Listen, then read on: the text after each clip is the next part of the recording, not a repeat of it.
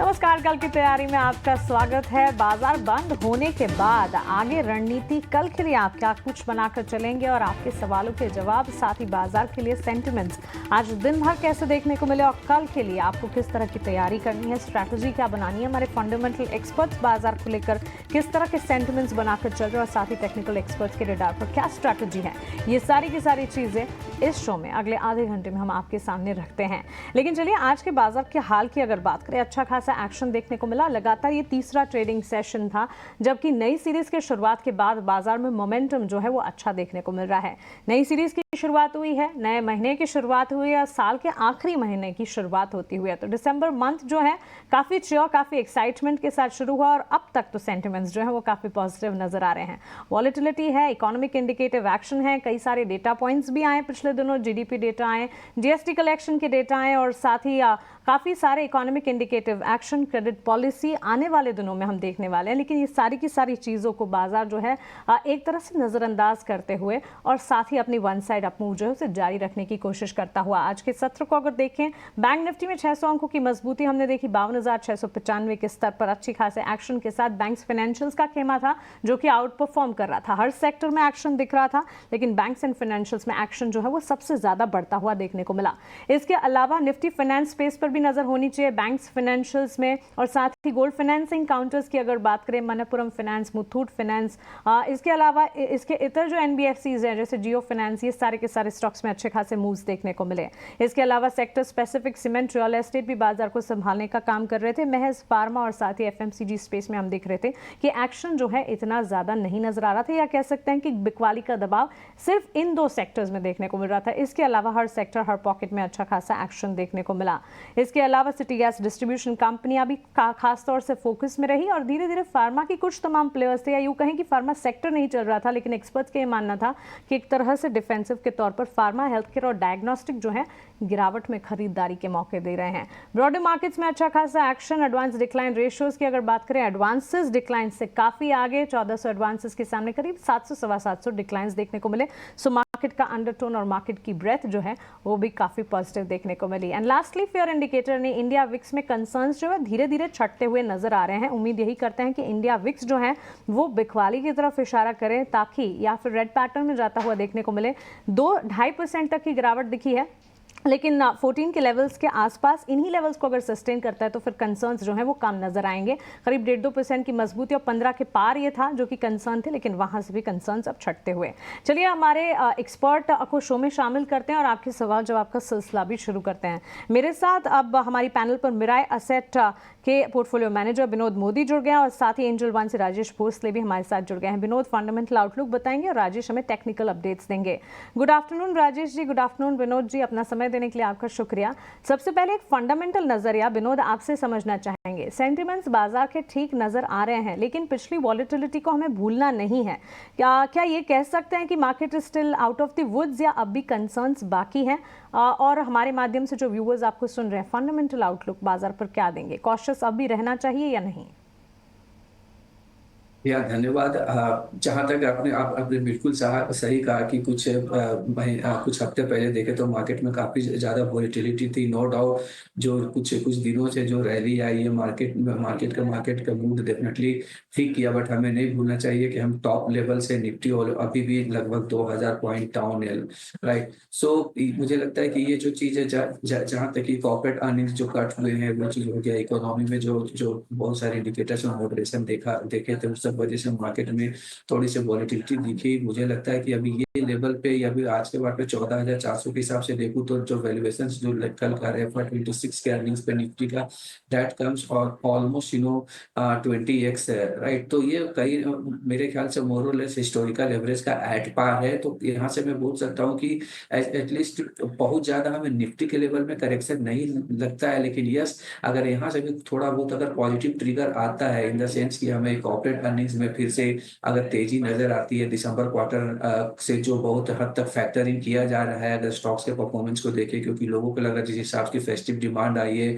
Interest rate का cut की possibility है, तो H2 का जो इस सेकेंड हाफ का ओवरऑल कॉर्पोरेट अर्निंग्स ठीक लग रहा है, तो वो एक चीज मार्केट फैक्टर इन कर रहा है। और जो दूसरा चीज है, कहीं ना कहीं ये लगता है कि अभी ये मार्केट में तो ठीक है ये मार्केट, लेकिन कहाँ पे हमें सतर्क सतर्कता रखनी चाहिए। हमें हमारा क्लियर मानना है कि हमें वहीं पे व्यू लेना चाहिए जहाँ पे मार्जिन और सेफ्टी काफ़ी ज़्यादा हो, अर्निंग्स क्वालिटी काफ़ी ज़्यादा हो।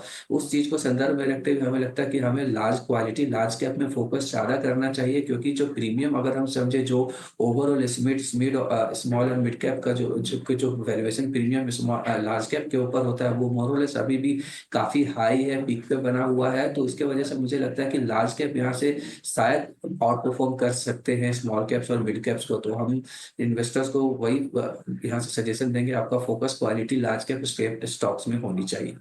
Absolutely, I second the thought. और इनफैक्ट व्यूअर्स के लिए भी इस वक्त की जो तेज़ी है, इस तेज़ी पर खुश ज़रूर होना है, लेकिन आपाधापी में कोई गलत डिसीजन ना लें, क्योंकि याद कीजिएगा नवंबर महीना जो पूरा महीना रहा वॉलेटाइल था, बाजार में भारी उतार चढ़ाव और टुवर्ड्स डाउन साइड बिकवाली का दबाव काफ़ी हमने देखा। वहाँ से महज 3 ट्रेडिंग सेशन है, जबकि एक्शन जो है वो बढ़ता हुआ नजर आ रहा है। सो स्लो एंड इवेंचुअल बाजार भी बढ़ रहे हैं, आप भी स्लो एंड इवेंचुअली ही बाजार में एंटर करें, सोच समझ कर एंटर करें, क्योंकि पैसे आपके हैं। रिसर्च करने के बाद और पॉजिटिव पोर्टफोलियो बांधे और निवेश का नजरिया हमेशा से बनाकर चलें। लेकिन चलिए टेक्निकल लेवल्स पर एक बार राय ले लेते हैं। Rajesh ji, good afternoon. आपसे जानना चाहेंगे 24,450 के पार तो हम क्लोज हुए, अब 24,350 के लेवल्स को जब हमने पार किया, पॉजिटिव सेंटिमेंट्स तो ओपन अप हो गए थे, 24,500 के दर्शन होते हुए दिखेंगे, क्या सेंटिमेंट्स बन रहे हैं? बैंक निफ्टी पर भी एक राय दीजिएगा। Well, good afternoon. Definitely last week से ही मार्केट का जो अंडरटोन है वो पॉजिटिव हुआ था, बट 24,350 के आसपास काफ़ी हर्डल ले रहे थे। फाइनली आज उसके ऊपर ब्रेकआउट दिया है। एंड सिमिलरली बैंक निफ्टी को अगर आप देखें तो 52,500 के आसपास रेजिस्टेंस ले रहा था, तो वो भी हमें ब्रेकआउट आज देखने को मिला है। निफ्टी की अगर बात करें तो अभी भी जो नवंबर का जो हाई था 24,540 के आसपास, तो वो अभी तक क्रॉस हुआ नहीं है। But as compare to that अगर हम सेंसेक्स का चार्ट देखें तो सेंसेक्स ने 80,600 का रेंज ब्रेकआउट दिया है, तो इसके साथ उसने का जो स्विंग हाई है तो वो क्रॉस कर लिया है। तो हम एक्सपेक्ट करें कि यहाँ से भी फर्दर शॉर्ट कवरिंग मूव जो है हमें मार्केट में देखने को मिल सकती है, जहाँ पे सेंसेक्स 300 तक जा सकता है। एंड सिमिलरली निफ्टी जो है यहाँ पे 24,800 25,000 तक जा सकता है। तो अंडरटोन पॉजिटिव है। राजेश जी, तकनीकी दिक्कत है, इसे सॉर्ट आउट करते हैं और फिर से आपसे आपकी राय लेंगे और फिर से एक बार कनेक्ट होने की कोशिश करते हैं आपके साथ। लेकिन इस बीच सवाल जवाब का सिलसिला हम शुरू कर लेते हैं। सवाल पूछने का तरीका लगातार आपकी टीवी स्क्रीन पर फ्लैश हो रहा है, आपके स्क्रीन पर हमारे सोशल मीडिया हैंडल्स और हमारे कॉन्टैक्ट डिटेल्स जो है वो लगातार फ्लैश होंगे। इन पर आप अपने सवाल पूछें और हम पूरी कोशिश करेंगे कि हमारे काफ़ी शोज़ जो कॉलर शोज़ हैं, कल की तैयारी शोज़ हैं, इन सारे के सारे शोज़ में स्टॉक रिलेटेड आपके जो क्वेश्चन हैं उसको हम यहाँ पर एक बार एड्रेस कर पाएँ। पहला सवाल जो है अभिजीत वाजपेयी ने भेजा है आईडीएफसी फर्स्ट बैंक पर। 1000 शेयर्स की खरीदारी उन्होंने की है बैंक्स फाइनेंशियल्स में। आज हमने एक्शन देखा, 65 के लेवल्स पर क्लोजिंग रही। 1000 शेयर्स इन्होंने 45 के स्तरों पर खरीदे हैं। ऑलमोस्ट 20,000 का फायदा इन्हें देखने को मिल रहा है। राजेश जी से कनेक्ट होने की कोशिश हम कर रहे हैं, लेकिन इस बीच एक फंडामेंटल टेक जरूर ले लेते हैं विनोद से। विनोद, बैंक्स फाइनेंशियल्स में एक्शन तो हम देख रहे हैं, जिस तरह से लार्जर प्लेयर्स आउट परफॉर्म कर रहे हैं उसके ठीक साथ साथ स्लो एंड इवेंचुअल इम्पैक्ट छोटी मझौली बैंक्स में भी है। आईडीएफसी फर्स्ट और इसके पियर्स जैसे बैंक्स हैं, इस पर आपकी राय क्या होगी?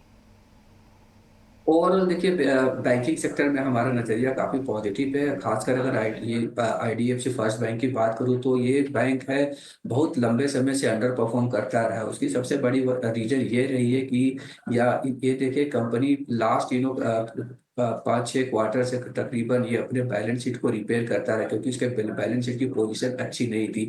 अभी रिसेंट क्वार्टर के अगर मैनेजमेंट कमेंट्री को समझे और ओवरऑल जो नंबर्स हैं उसके हिसाब से लगता है कि कहीं ना कहीं इसके जो बैलेंस शीट जो रिपेयरिंग जो स्ट्रेटेजी थी वो कंप्लीट होता हुआ दिख रहा है। कंपनी यहाँ से लगभग 20% का on an average business growth की बात कर रही है, जो काफी इंकरेजिंग है। एट द सेम टाइम जो इनका जो कंसर्न था कि इनका कॉस्ट टू इनकम रेशियो काफी ज्यादा है, वो भी एक बहुत बड़ा कंसर्न था। हमें लगता है कि यहाँ से कॉस्ट टू इनकम रेशियो कम होनी चाहिए और ओवरऑल अर्निंग्स में इंप्रूवमेंट की पॉसिबिलिटी काफी ज्यादा है। यस, ओवरऑल अगर मैं रिटर्न ऑन एसेट की बात करूँ तो रिटर्न ऑन एसेट में भी कुछ क्वार्टर और शायद डिप्रेस रहेंगे, मे बी 1%, शायद 1% के नीचे भी रह सकते हैं, बट मुझे लगता है FY27 ऑनवर्ड और मे बी FY26 से ही आपको ओवरऑल इंप्रूवमेंट दिखने को गुंजाइश काफी ज्यादा है। तो मैं यहाँ कहूंगा यहाँ से डाउन साइड काफी लिमिटेड लगता है, बट अपसाइड की पोटेंशियल ये स्टॉक्स में ठीक ठाक लगता है। तो मुझे लगता है अगर किसी के पास है तो बेचनी नहीं चाहिए, होल्ड करके रखनी चाहिए।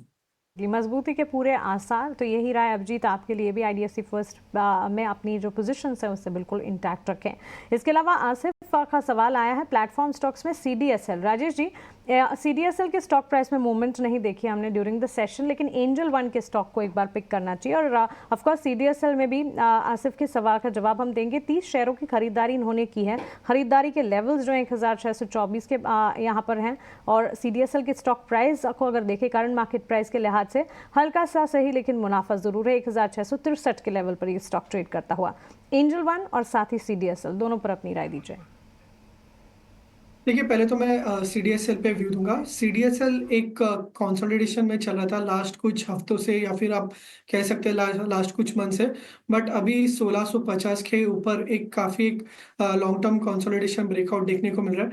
एक्सपेक्ट करो कि यहाँ से भी स्टॉक जो है फर्दर अपसाइड देखने को मिल सकता है, possibly towards 1750 to 1800।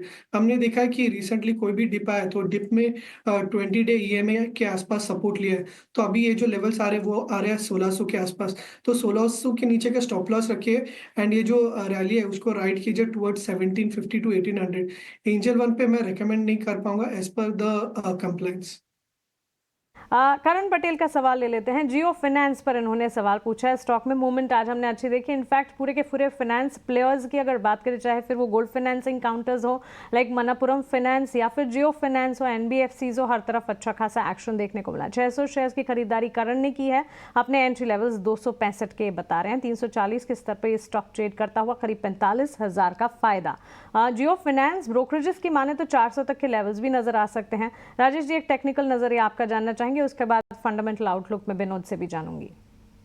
देखिए, चार्ट स्ट्रक्चर काफी पॉजिटिव है जियो फाइनेंस का, और एक रेंज ब्रेकआउट भी स्टॉक में देखने को मिल रहा है। लास्ट कुछ सेशन से मोमेंटम में स्टॉक्स, जिसमें वॉल्यूम एक्टिविटीज काफी अच्छे से इंक्रीज हुई है।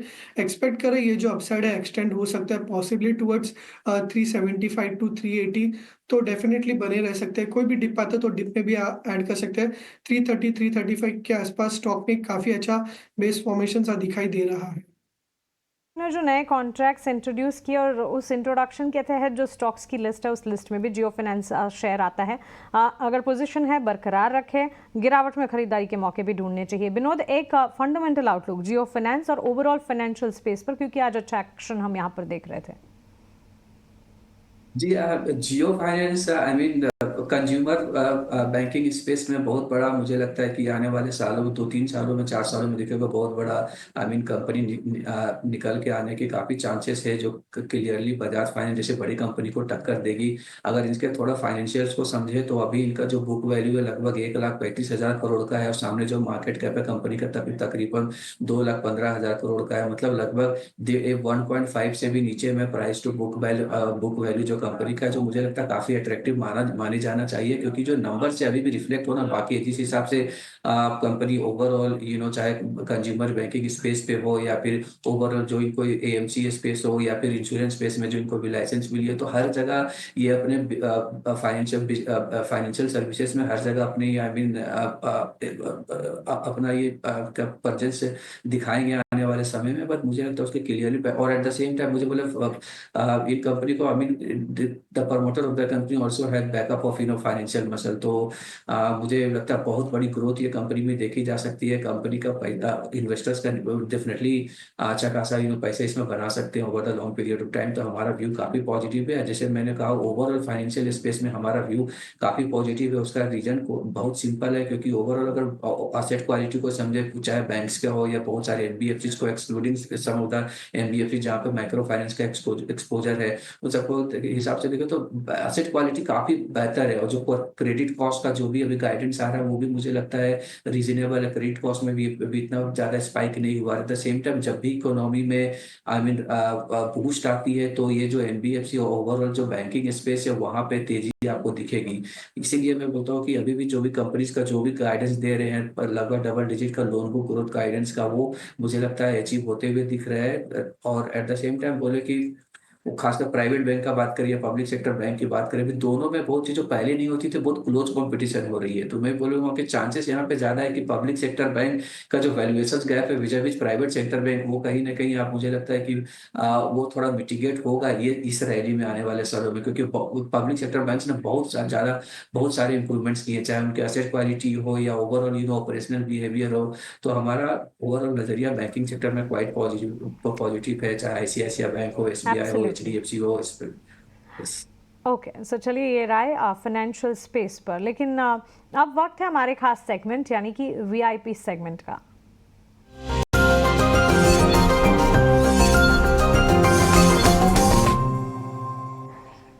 वैल्यू इन्वेस्टमेंट पिक, शुरुआत राजेश आपसे करना चाहेंगे। बताइए कौन सा शेयर या कौन से शेयर्स लेकर आए हैं आप वीआईपी सेगमेंट में?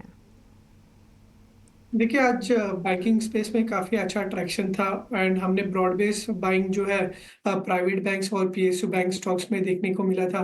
बट इसमें एक काउंटर है आईसीआईसीआई बैंक, जो थोड़ा सा माइल्ड नोट पे ट्रेड कर रहा था। But end of the session आप अगर देखें तो आपने हाई नोट पे ट्रेड करा था एंड अर्ली चार्ट में भी एक रेंज ब्रेकआउट और डेली चार्ट में एक सिमेट्रिकल ट्रायंगल ब्रेकआउट दिखाई दे रहा है। तो एक्सपेक्ट करें कि आने वाले सेशन में आईसीआईसीआई बैंक ये जो पार्टी है ज्वाइन करेगा एंड एक काफ़ी अच्छा ट्रैक्शन आईसीआईसीआई बैंक में देखने को मिल सकता है। तो आईसीआईसीआई बैंक बाय कर सकते हैं 1288 के स्टॉप लॉस से 1340 का टारगेट होगा। मेरा जो दूसरा बाय कॉल है वो है सन टीवी पे। रिसेंटली सन टीवी ने अपने 200 डीएमए पे काफ़ी अच्छा बेस बना के रिबाउंड किया है। डबल बॉटम फॉर्मेशन देखने के बाद आज इसने 89 ईएमए के ऊपर एक बुलिश ब्रेकआउट दिया है। फ्यूचर्स में भी फ्रेश लॉन्ग फॉर्मेशंस देखने को मिल रहा है एंड एक्सपेक्ट करें सन टीवी में एक अच्छा ट्रैक्शन देखने को मिल सकता है। तो सन टीवी बाय कर सकते हैं, स्टॉप लॉस होगा 755 का एंड जो टारगेट यहाँ पे दिखाई दे रहे हैं वो होंगे 812 के। बिल्कुल। विनोद, आपकी तरफ से वैल्यू इन्वेस्टमेंट पिक क्या होंगी? ये हमारा पिक फंडामेंटल पिक होगा DLF definitely. I mean last quarter pre sales booking कुछ खास नहीं रहा, और तो ओवरऑल ये एक्सपेक्ट किया जा रहा है कि जिस हिसाब से उसका लगभग 60,000 करोड़ का जो पाइपलाइन है उसमें से H2 में काफी अच्छा आपको प्री बुकिंग दिखने को मिलेगा, और कंपनी उसके हिसाब से अपने जो ओवरऑल जो गाइडेंस दिया था वो अचीव करने में कामयाब होगा। हमें नहीं भूलना चाहिए कि आने वाले महीने में इंटरेस्ट रेट कट की बहुत ज्यादा गुंजाइश की जा रही है, उसका क्लियर बेनिफिट ये कंपनी को मिलेगा। उनके जो अदर एसेट्स हैं, रिटेल एसेट बोल दे या फिर इनके जो सब्सिडरीज है वो काफी बेहतर कर रहा है। रिटेल से ओवरऑल जो इनके ये साल 5,000 करोड़ के रेवेन्यू की उम्मीद लगाई जा रही है, जो अगले साल में लगभग 6,000 करोड़ हो सकती है। तो बहुत सारे आई मीन टेलवाइंड्स है स्टॉक्स में, जो स्टॉक्स को आई मीन जो स्टॉक्स प्राइस को मजबूती देता रहेगा। हमें लगता है वैल्यूएशन वाइज भी ठीक ठाक लेवल पे अवेलेबल है। वो एक साल के हिसाब से हमें लगता है कि स्टॉक 15 से 20% का रिटर्न आराम से दे सकता है। तो बैंकिंग प्लेज है, रियल एस्टेट है, ये सारे के सारी सेगमेंट्स हैं जो कि हमारे टेक्निकल और फंडामेंटल एक्सपर्ट दोनों को ही पसंद आते हैं, और इनसे जुड़े हुए स्टॉक स्पेसिफिक रिकमेंडेशन भी वैल्यू इन्वेस्टमेंट पिक के तौर पर इनकी तरफ से। राजेश और विनोद, आपका शुक्रिया हमारे साथ जुड़ने के लिए, सवालों के जवाब देने के लिए और बाजार पर अपना टेक, अपना आउटलुक हमारे साथ शेयर करने के लिए। कल की तैयारी को तो हम यहीं समेटने जा रहे हैं, लेकिन जाते जाते एक इंटरेस्टिंग खबर आपके लिए। टाइम्स नेटवर्क का फ्लैगशिप आयोजन इंडिया इकोनॉमिक कॉन्क्लेव वापस आ गया है। आईडीएफसी फर्स्ट बैंक प्रेजेंटेड ये कॉन्क्लेव भारत के विकास से जुड़ी अहम और बेहतरीन चर्चाओं का केंद्र रहा है। जापान और जर्मनी को पीछे छोड़कर भारत का लक्ष्य दुनिया की तीसरी बड़ी इकोनॉमी बनने पर है। ऐसे में भारत की ग्लोबल चुनौतियों के बीच अपनी आर्थिक लचीलेपन को बनाए रखने और तेज रफ्तार से आर्थिक विकास को बढ़ाने वाली नीतियों को लागू करने की पूरी ज़रूरत है।